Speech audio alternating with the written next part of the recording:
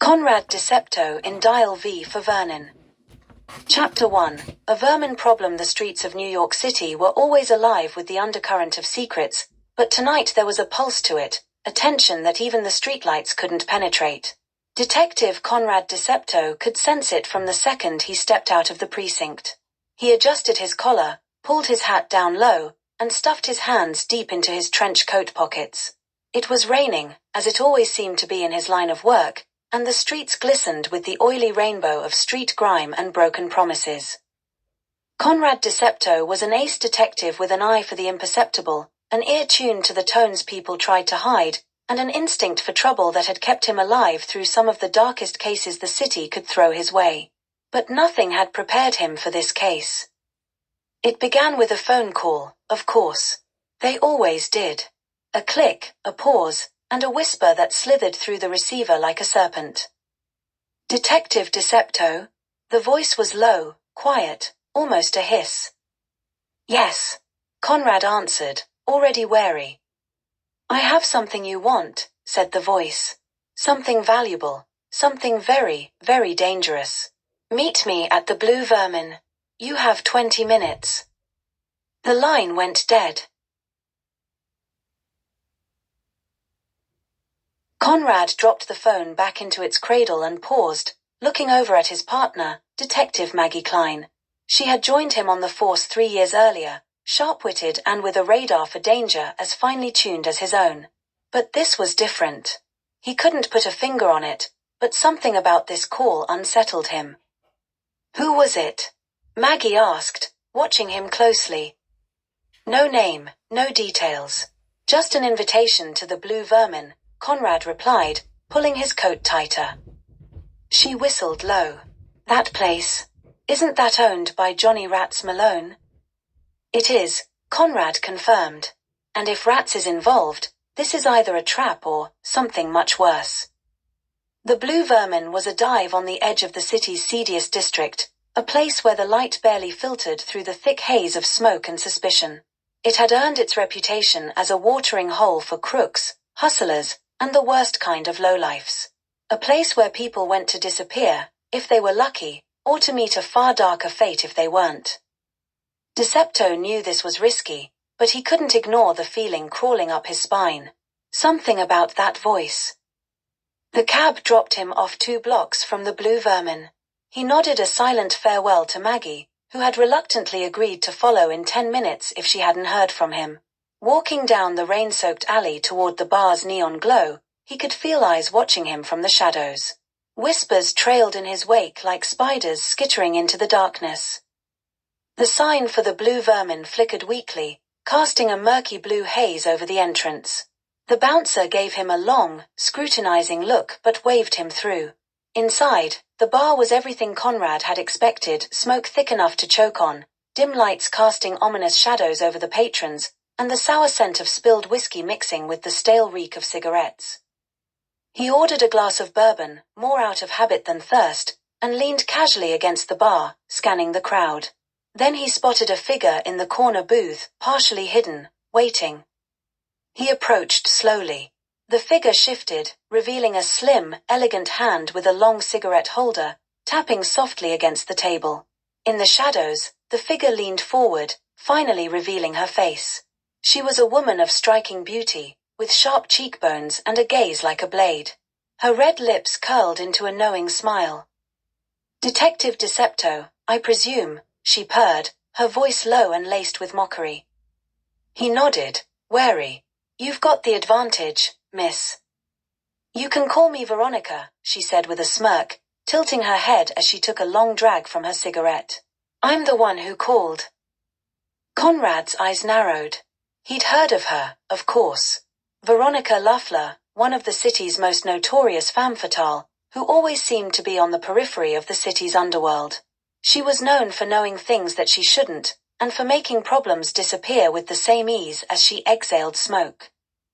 All right, Veronica. What's so urgent that you had to call me to this fine establishment? Her smile faded. I hear you're the best there is, detective. And I think you're going to want to take this one seriously. Conrad shifted, skeptical. I'm listening.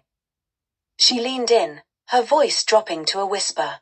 It's about Johnny Rats Malone. He's got something that could bring down the whole city. And he's already made a move. He blinked, surprised. Johnny Rats. That little sewer rat. Don't be fooled, she hissed, her eyes flashing. He's worse than you know. He's not just running his little smuggling empire anymore, he's been digging into something big. Bigger than anything you've ever dealt with. What could a two-bit hustler like Malone possibly have that would cause this much trouble? Decepto demanded, trying to read her expression. Veronica gave a wicked smile. A tape, detective. A very special tape with very special information. He calls it the Vermin list. And it's got the names, dates, and secrets of every crooked politician, every bent cop, every under-the-table deal that's happened in this city in the last 20 years. Conrad felt his blood go cold. He'd heard rumors of such a list, legends passed around by paranoid detectives, whispered about in half-drunk conversations after too many late nights. But he'd never believed it was real. Until now. And what makes you think I'd be interested in that? He asked, playing it cool. Because it's more than just a list, Veronica replied, her voice barely a murmur. It's a death warrant. Rats has already started sending it out, one copy at a time, to those he deems expendable. A warning. And your name, detective, she paused, her eyes locking onto his, was at the top of that list. The realization hit Conrad like a punch to the gut. This wasn't just another case, this was personal. Johnny Rats Malone was coming for him, and from what Veronica had just told him, he had every means to do it. Conrad gritted his teeth, his mind racing through the implications. This was no ordinary piece of evidence, it was a weapon, a threat that could unravel the entire city. And for reasons he couldn't yet understand, it had found its way to him. As he stood to leave, Veronica placed a delicate hand on his arm. There's one more thing, she whispered. Watch your back. There are those who would do anything to get their hands on that list, or to make sure you don't. He nodded curtly and slipped back into the rainy night, 1,000 thoughts chasing each other through his mind. There was no going back now. His only choice was to dive into the shadows and find the list before the list found him. In a world where secrets were deadlier than bullets, Conrad Decepto knew that this was only the beginning. And as he walked back into the storm, he could almost hear the city itself whispering the name of his target. Johnny Rats Malone. Chapter 2. The rat's nest. The rain had let up by the time Conrad Decepto found himself outside an unmarked warehouse on the west side of the city, where the lights of Manhattan faded into an industrial sprawl. He didn't have much to go on besides the hunch that Johnny Rats Malone, known for hiding in plain sight, was operating out of this decrepit building. If rats truly held something as dangerous as the Vermin list, this was as good a place as any to start his search. But Decepto knew better than to waltz into a lion's den without backup.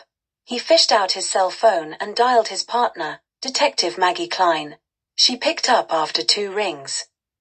Maggie, I'm outside what I think is one of Rat's hideouts, he murmured. It's a warehouse on the west side, just off 10th. Good to know, Maggie replied, her voice crisp and steady. You want me to meet you there? No, he said, glancing around. Stay on standby. I'll let you know if I need backup. There was a pause on the other end, then Maggie's voice softened. Just, be careful, Conrad. If what Veronica said is true, you're a target now. Yeah, I figured, he replied, and then hung up, his jaw tight. If his name really was on the list, it wasn't just his life at stake but the secrets he held for others, some of whom trusted him, some of whom feared him. He crept toward the side of the warehouse, where a faint light seeped from a cracked window. With practiced silence, he slid up to the window and peered through. Inside, shadows moved against the far wall, where a handful of men clustered around a cluttered table littered with papers, half-empty liquor bottles, and stacks of cash. Even from here, he could hear snippets of their low, conspiratorial voices. He adjusted his position to get a better view and froze when he caught sight of Johnny Rats Malone. Rats was hunched over, cigarette smoke curling around him like a twisted halo. He was a wiry man with slicked back hair and a rat-like face that lived up to his nickname, always twitching and scanning his surroundings, a man whose very existence was defined by his paranoia. But there was something different about him tonight, something electric in the way he held court over the room. And then he saw it. A cassette tape rested on the table, its label obscured by a coffee ring, but Conrad could just make out the faint handwriting scrawled in thick black marker, Vermin list. So it was real. And it was here. Conrad didn't waste another second. He knew if he waited too long, he might lose his chance. With a deep breath, he slipped around to the back door, sliding his lockpick from his pocket. After a few tense moments, he heard the lock click open. He entered silently, gun drawn, ears tuned to the faintest sound.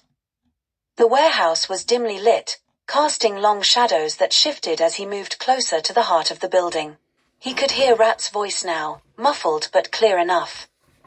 And once we get the tape to the press, they'll know exactly who's running this town.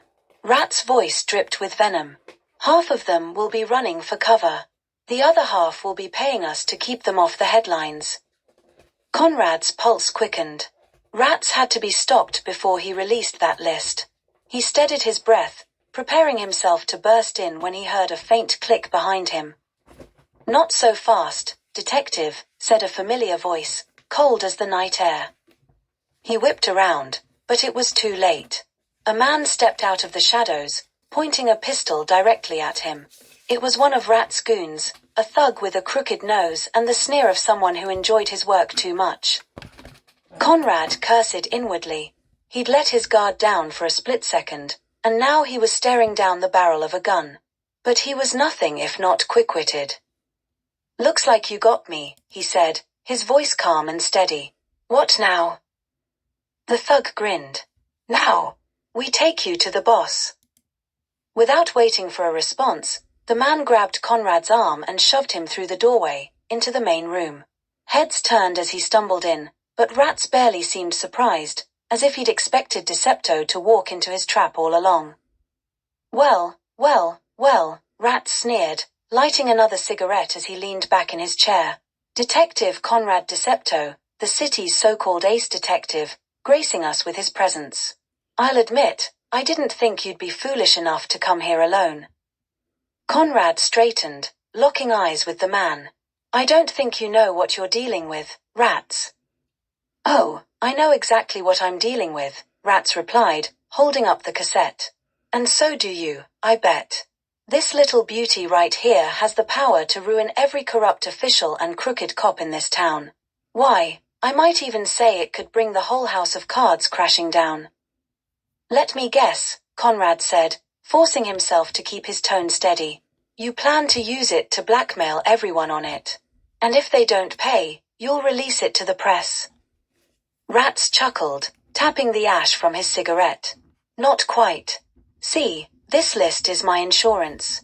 Once word gets out, the rats will come crawling to me, begging for protection. I'll have power like I've never dreamed of.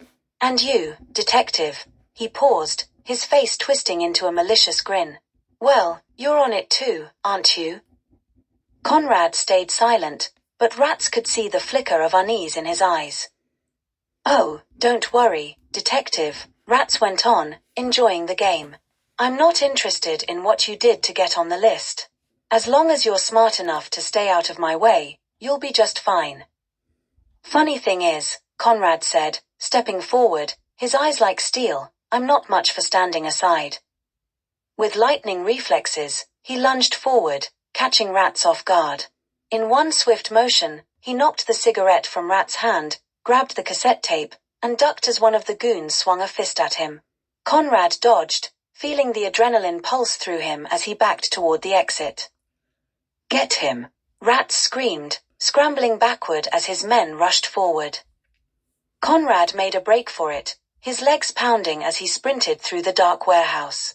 He could hear Rat's men closing in behind him, footsteps echoing against the concrete walls. The exit was just ahead, but he knew he'd never make it in time. Thinking fast, he veered down a side corridor, disappearing into the shadows just as the thugs rounded the corner. He pressed himself against the wall, holding his breath as they stormed past him. In the dim light, he could see the cassette tape still clutched tightly in his hand. The Vermin list. He slipped it into his coat pocket, glancing back toward the main room. He could hear Rats cursing, his voice echoing through the warehouse as he barked orders. Conrad exhaled slowly, his heart pounding as he edged his way toward the back entrance. He had the tape. He had the list. But Rats wasn't going to let this go. As he slipped out into the night, he knew he'd just made a very dangerous enemy. And the game had only just begun.